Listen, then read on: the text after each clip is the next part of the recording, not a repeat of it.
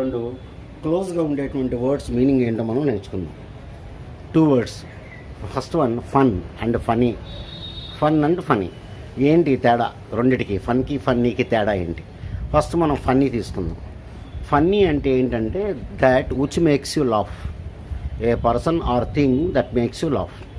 That joker was funny అంటే ఆయన చూడంగానే మీకు నవ్వు వస్తుంది అనమాట. కాబట్టి ఫన్నీలో మనకి ఇంపార్టెన్స్ ఏంటి? ఇక్కడ నవ్వు రావాలి అది. సో ఫన్నీ అంటే that makes you laugh. It was a funny joke. The story was very funny. ఈ విధంగా మనం ఫన్నీ అనేది వాడతాం అన్నమాట. సో ఫన్నీ అంటే ఏంటండి? He was a funny character.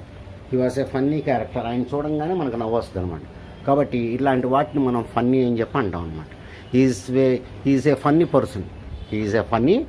Person. అది మనం వాడేది. ఫన్నీ అంటే దట్ మేక్స్ యూ లాఫ్.